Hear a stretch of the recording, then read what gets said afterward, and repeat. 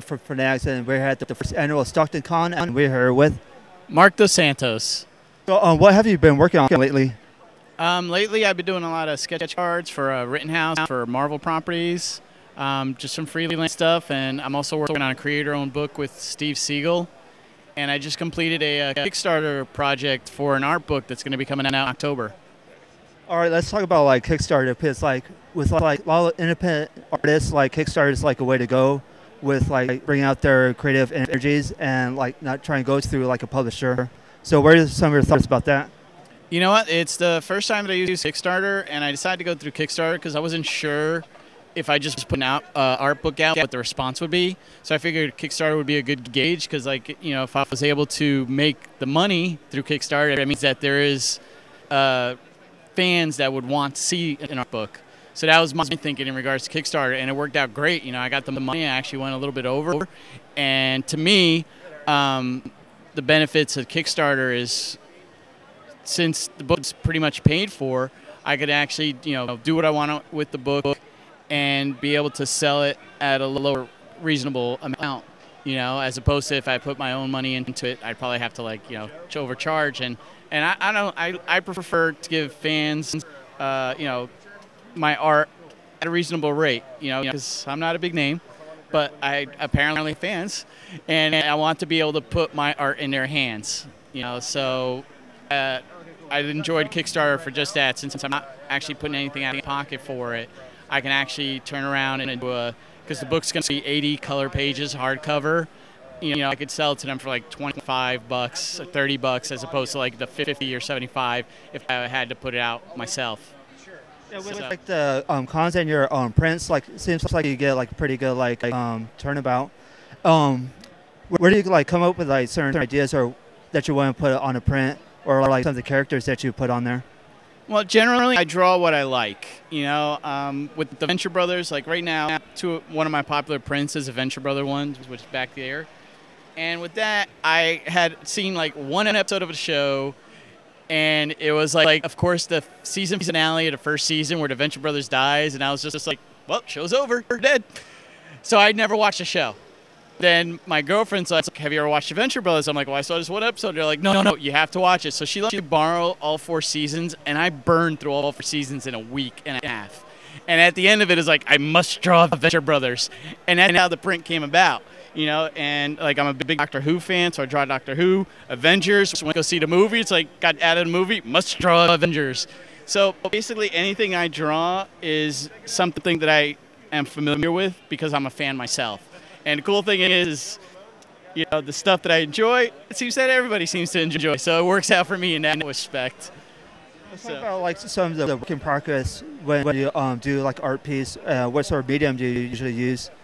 I am a traditional guy. Everything's pen and ink. Right now I'm starting to work with Copic markers, the gray tones. All the work is digital. It's done by I use the same guy. His name's Steven Downer. He does a great job coloring my stuff.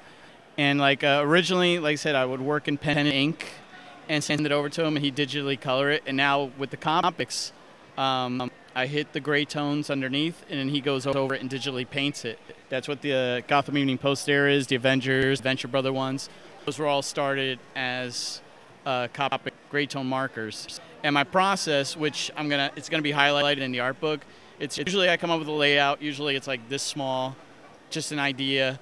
And then I'll draw the final, but it's not necessarily the final. And then I'll take that and transfer it over to the final board where I light box it, and then I'll hit it with the gray tone markers. And then once that's done, I send it over to them. So I go through, you know, a pretty intensive, extensive process to get to the final, only because, you know, I want it to look as good as it can.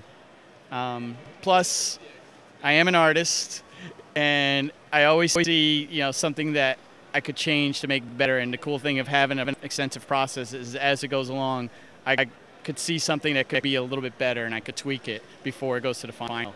But even when it's done, I'll look at something and be like, oh, I should have done this. But it's done. Can you talk a little bit about their project with Steven Siegel? Yeah, a little bit, because unfortunately I can't say too much about it. It's he's like I said, creator-owned. It's going to come out through Man of Action and Image Comics. Hopefully either at the end of this year or beginning of next year because we're still finishing up the last 2 issues. It's called Imperial, and it's basically a superhero buddy comedy is the best I could say right now, or the most that I could say right now.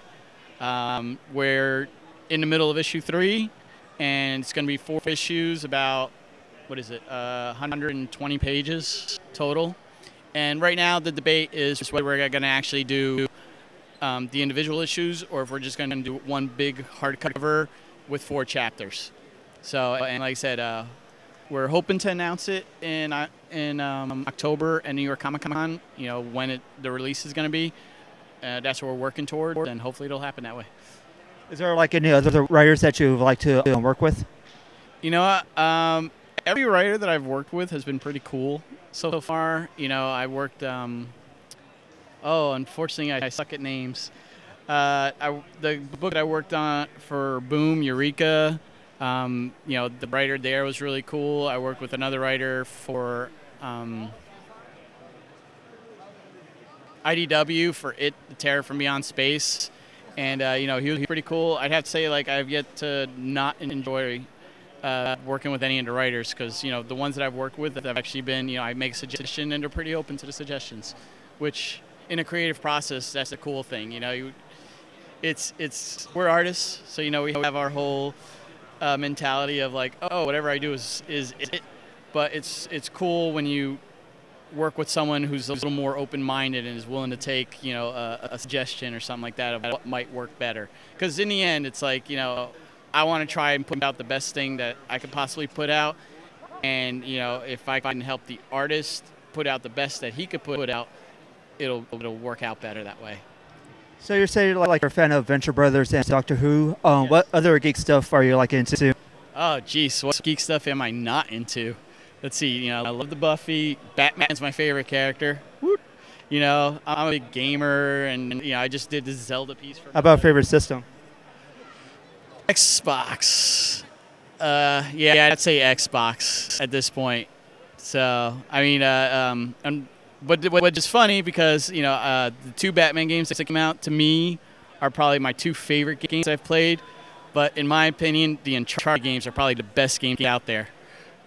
So only because it plays really well, looks amazing, and the story's really well. And it's like one of the best put together games because it goes, you know, from gameplay to cinematics seamlessly. And so they're just fun games. But yeah, but unfortunately, Xbox is probably my system. Who would your choice be the main character of Uncharted if they did like a live action? Well, you know, I'd like to say Nathan Fillion, but realistically, he's a little old right now to play the character. If they want to make like a trilogy, I think he's a little older, but he would be the ideal one. So beyond him, I haven't actually sat and thought about it because, you know, he's the first one that comes to mind. So, any last words about the comic book industry and fans who are into like the comic medium? Not really. I was just telling the story. Yes, enjoy comics.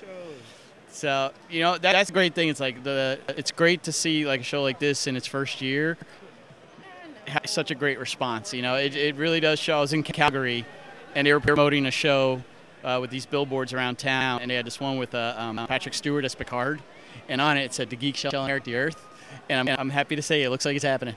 It's awesome. All right, thank you for your time. Thank you.